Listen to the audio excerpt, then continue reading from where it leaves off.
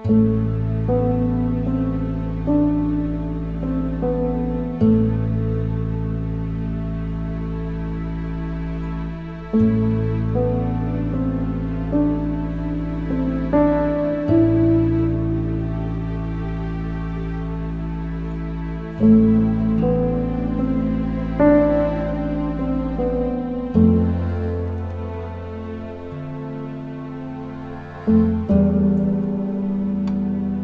the living, to give testimonial, to extol the desirable qualities and accomplishments for one departed.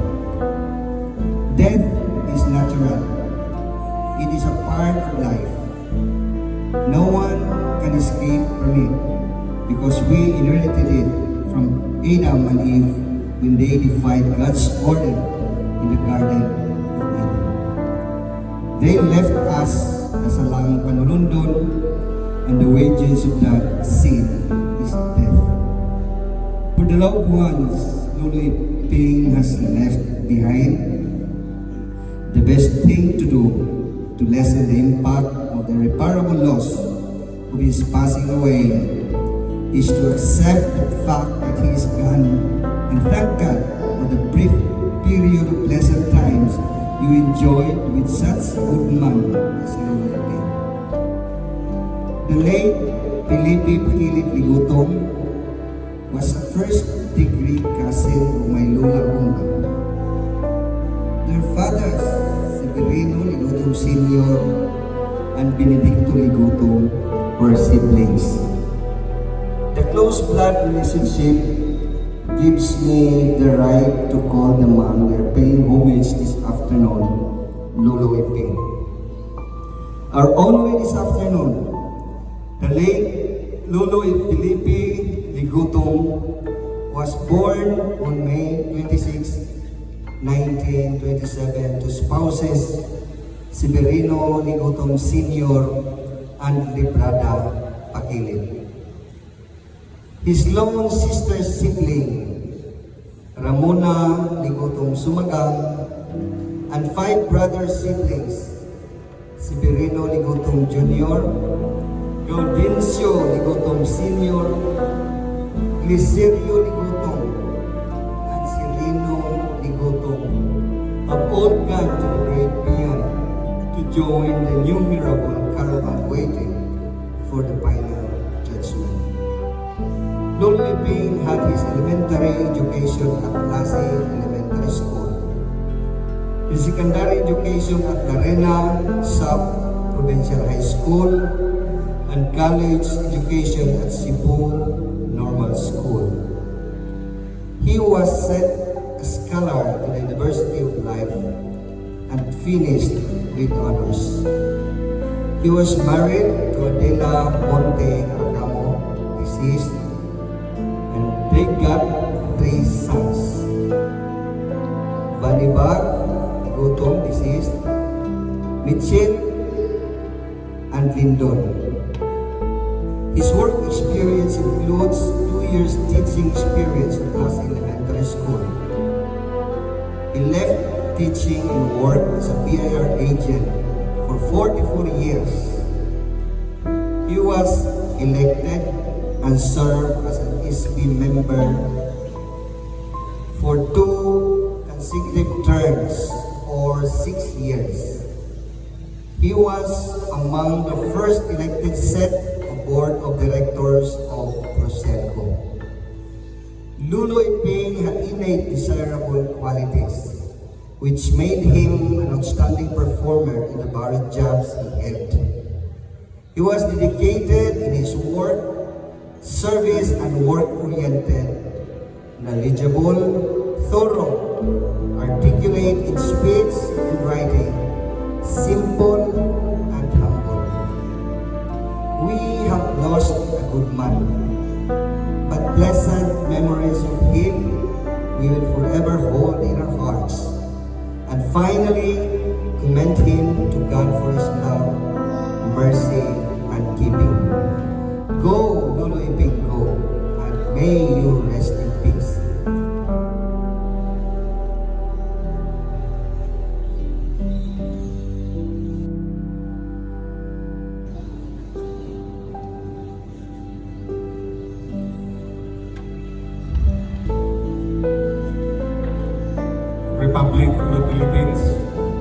Province of Siquijor, Municipality of Lasi, Office sa Sangguniang Bayan. Excerpt from the minutes of the regular meeting of the Sangguniang Bayan of Lasi, Siquijor, held on November 25 at the Municipal Session Hall. Present, Honorable Earl Alhas, Municipal Vice Mayor, and at the same time, the presiding officer. Honorable Remy Francis Sierras, SB Member. Honorable Shirley Ligutom, SB Member. Honorable Fillmore Larco, SB Member. Honorable Sheldon Saliot, SB Member. Honorable Orpios Fua, SB Member. Honorable Maribel Ligutom, SB Member. Honorable Rosby Dalaicon, SB Member. Honorable Gary Tumapon, SB Member. Honorable Jerry Tumapon, Association of Barangay Captains President. Honorable Lenin Taro, Federation SK President, Municipality of Lasi. Resolution number 19-64. A resolution expressing heartfelt sympathy and condolence to the bereaved family of the late former SB member Felipe Ligutom of Tigbawan, Lasi, Siquijor. Whereas this body was informed about the passing of the late former SB member Felipe Ligutom on November 23, 2019. Whereas the late former SB member Felipe Ligutom, first of all, was a teacher.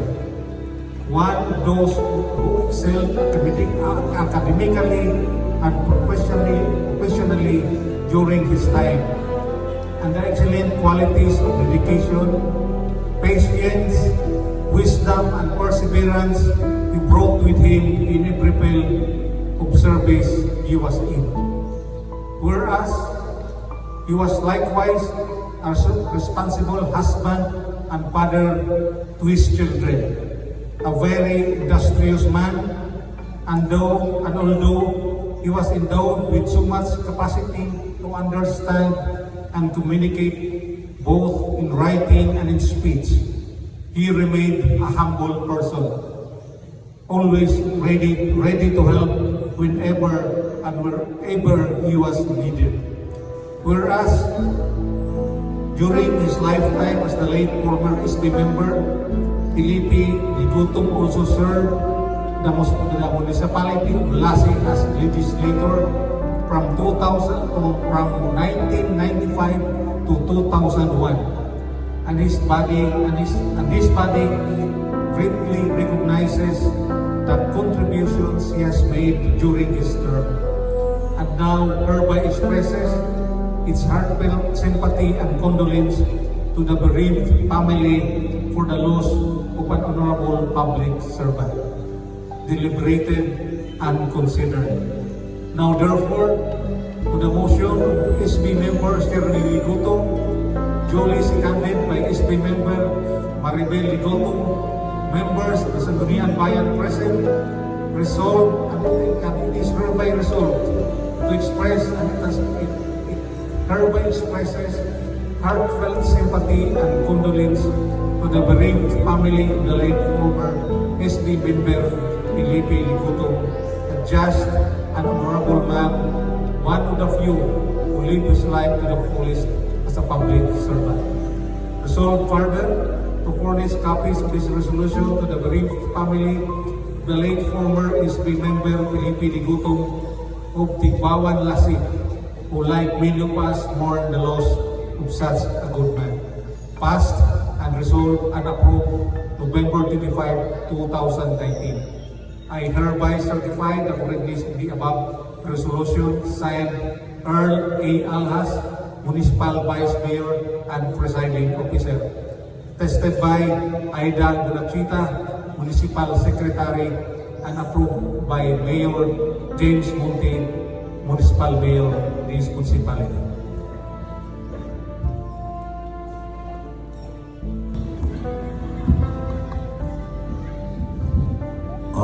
Honorable Mayor, Mayor James Monte, Honorable Vice Mayor Buddy Alas, Honorable members of the Sangguniang Bayan, relatives, friends, ladies and gentlemen.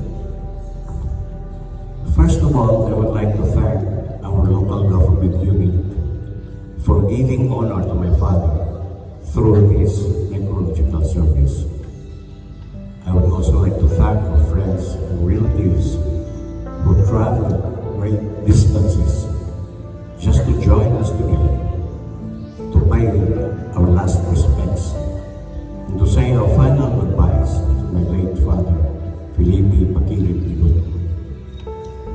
My sincerest thanks also to friends and relatives, both here and abroad, who shared their time, talents, and treasure, even when Papa was still in the hospital fighting for his life.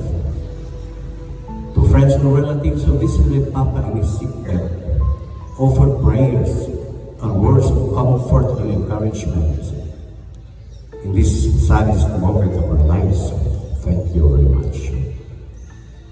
Each of you here had your own relationship with my father. Each of you has your own set of memories and own word picture that describes this man. I don't presume to know the man that you knew, but I hope that in this eulogy that I offer, you will recognize some part of the man that we all knew, the man that is no longer amongst us, the man who will never be God until all of us here have passed.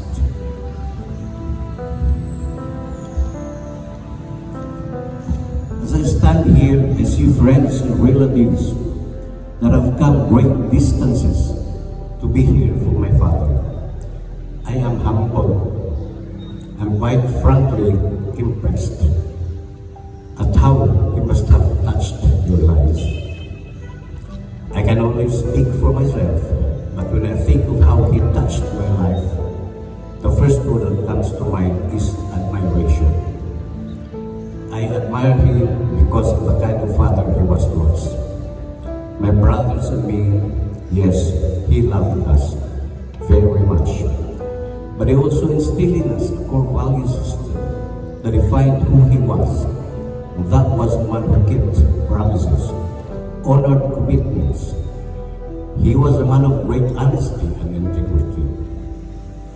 Let me share with you one of my most cherished memories with Papa Eping.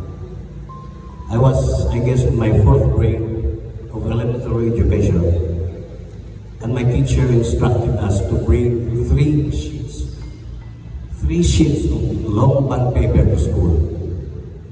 So the next day, before going to school, I passed by his office to ask for 3 sheets of bond paper because I knew he has a lot of supplies in his office. But to my disappointment, he would not give me any. Instead, he gave me some coins and said, "You cannot have this is not for you. You buy your own." So I could not understand first why. So I asked him, why? Check. He get the bond paper and put it against the light. He said, "Can you see any markings?" Oh, yes. What is that? I can see that there was the official seal of the Philippines and the words Republic of the Philippines for official use only. That was my father. He would not give me even a single sheet of bond paper because it was for official use only. My father lived his entire life serving his fellow man. He started as a public school teacher, later on as a collection agent of the Bureau of Internal Revenue until his retirement. He served the government in various capacities. After retirement, my father continued to serve his fellow men by being active in the church.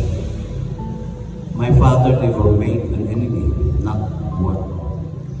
While most surely he came across a few people he could not countenance. He solved the problem by simply avoiding them. He always insisted that violence never solved any problem. He never once hit another man in anger. To his neighbors and relatives, he was the peacemaker. His role in their lives remained exemplary. He never had a quarrel with anyone. He was always there to help and give advice.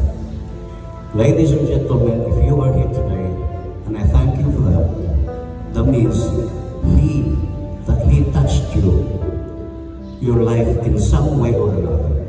That means that you miss him in some way or another. Yes, he will be missed. Friends will miss his corny jokes and company. His grandchildren will miss his giddy-up rides and comfy naps with his favorite recliner. I will miss my father, the source of my confections. I will miss my inspiration. Pa will remain gentle and jovial up to your death. I am so proud to be your son. It is painful to lose you now, but God knows what is best. We wish you farewell. To join our mother and our brother in the bosom of the Lord. Farewell, perfect gentleman. Thank you.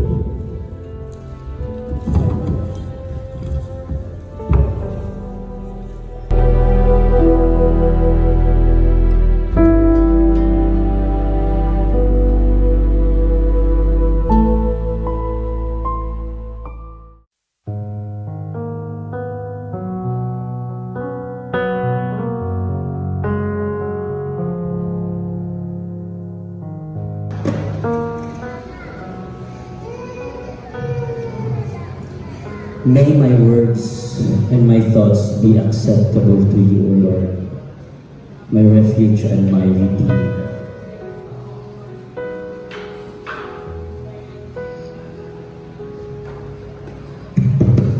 Psalm 19:14, mo kini ang verse nga istorya ni Lolo sa pagsubon niya pastorya sa tubahan nila din sa simbahan. Mo kini ang akong mahinumduman kaniya nga bisan sa iyang kaalam nag-amping siya sa iyang mga pulong nga isulti nga makasalat siya sa Ginoo. Kanunay niyang buhalan sa Ginoo niyang mga gusto nga hinaot nga makapalimod siya sa Ginoo.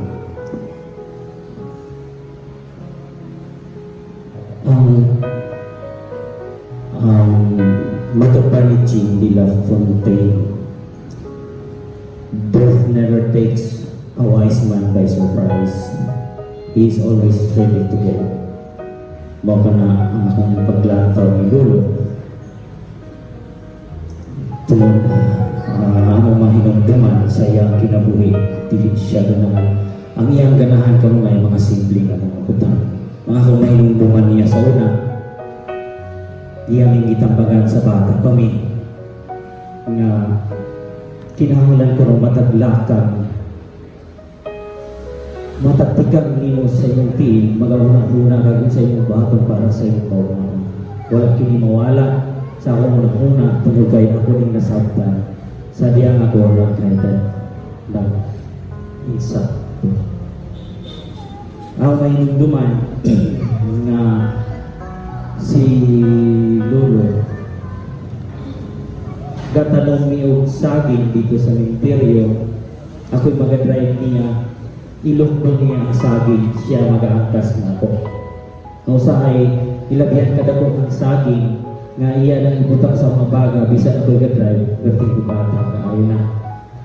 Motor ako may nunduman dayon karon nga mga hapit na gasigi na may buwaw niya sa di pa may mularga magpaibalang minilolo nga muad tumian ang lugaralo.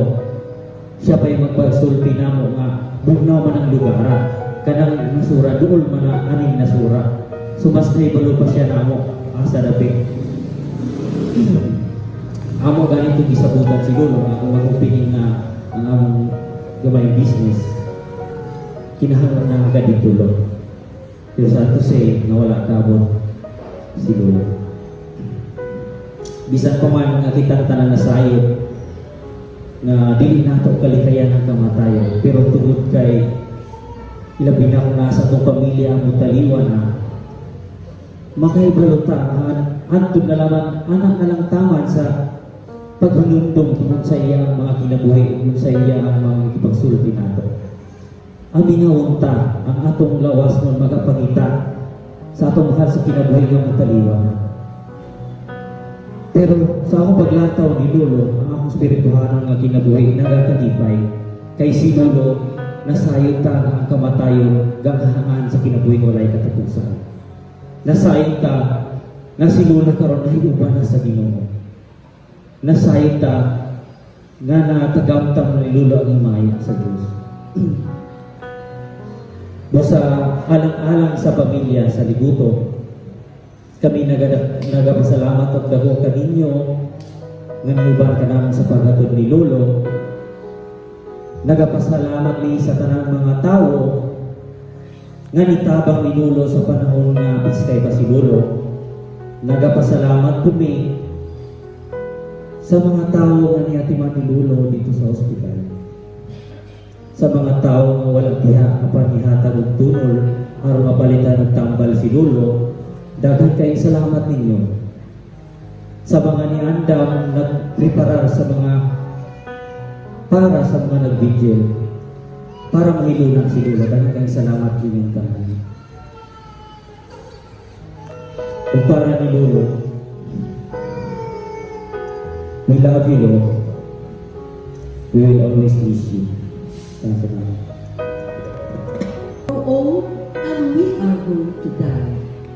But the important thing is to grow old gracefully and to die thankfully. No Eping has gracefully crossed this threshold. Those of you who have known Eping through all these years can truly say in faith that he was such a person others could love and respect. God, in His loving mercy, added 22 more years in his life in order that the good things taken with him may continue to shine as a light and inspire not only his children but all who come to know him, to go on living in the grace of God and with a grateful heart. The Iglesia Filipina Independiente of Lassie, this church, our church, will gravely miss Noel Eping and forever remember his indelible services he has done for the church while he was still alive. Noel Eping was the vice chairman of the parish council and a lay minister during the time of Reverend Father Albino Tamayon. Sila kanunay, si Eping, si Papi Tamayon, mag-aatang muangat sila sa kapalasan ng magservisyo. Sila kanunay ang magsisapagsama. Noel Eping wrote the City Palabras, which we used during Good Friday. It took us almost a month to have a final copy kay medyo taas-taas yung ang gisulatan ni Noel Eping ang yellow pad paper so that kung mahuman na siya duha ka words ka pulong sa City Palabras, iyan ang ipatanaw ako, ipa-odrog sulat kay draft raman niya. Yung pagkahuman ko, sulat na ko, tangat pagkahuman niya, gama tanan, akong sulaton, at then ako na po na siyang i-present ni Noel Eping, iyang tanawon, yung iyon siya, ipasample na to print ni Dai. Pag human na mo print, sampling pa to, ako na pong ibalik niya kay between the word, sa word, amo ng puutan o kanta, yung pagkahuman, wing na siya, sige Dai, i-final printing na. So, pag mag-final printing, ako na kung nang ibalik niya, mauna ni, no, sige, tadain ang si Pati Ana o usa ka kopya, yung ang leader sa Siete Palabras, usa ka kopya, tuan niya ang usa ka kopya. No Eping was the mainstay of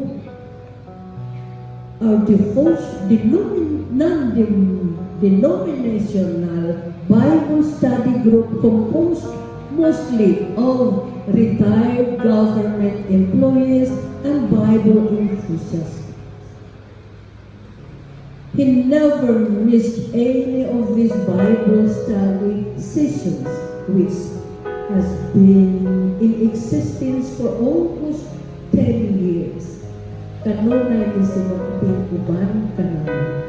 He was the life of the Bible study group. A faithful minister in the church, serving his duties. No Eping was awarded a plaque of recognition by the Parish Council on November 18. That's funding day namin sa simbahan. November 18, 2015, together with Nong Tiyong Lumatan and Nang Mansing Tiyong. Now that he is gone, we will keep the memory of his goodness in our hearts. Ako mo miss yung po Eping. Kaya mahapon na namin, wala na ko trabaho, muakto yung po Eping, malakas siya sa kwarto. Ako ilang tawag, no, ari tao sa gawas, mag-istoryahan ta, o na, ang sumang Eping. Ug unsay ang istoryahan, bahin sa atong pangangamhan, bahin sa kalibutan, bahin sa mga problema sa kalibutan, o bisan kung sa na makalingaw sa mga problema. So I will miss that. I will really miss that. Kaya unsa po akong problema sa simbahan, sinong Eping ko na akong anak. Kung unsa akong mga lihok sa simbahan, sinong Eping ko na akong buunan. I thank the Lord for giving no Eping to be a father, brother, father-in-law, grandpa, uncle, and a friend to our earthly pilgrims. Now, allow me to read the message from our former diocesan bishop, Right Reverend David Ga, nga tuaron sa Amerika, because I informed him. Kaya kuan ko na ay si close ko na si Eping o si Bishop Ga niya pagka matay Eping ako musultian si Bishop Ga, he sent me this message. Thank you, Inday, for informing me. Incidentally, last week I was reminded to ask from you how he is. He is one of those I will never forget. His dedication, loyalty, and many more for the church is exceptional. I believe God welcomes him to paradise, reserved for individuals like him. May he rest in peace and rise up in glory at Judgment Day. Thank you so much, Inday, for sharing me the sad news. Please convey my prayers and condolences to the family. Blessings, peace of God. So, Eping, napasalamat ko sa imong kaayo na imong ipakita ka naman. Napasalamat ko sa isip nimong maanong anak. And thank you so much for serving our church. We will really miss you. O kanatong tanan, kaghang salamat sa atong pag-ampo alang ka ng Eping. Thank you so much.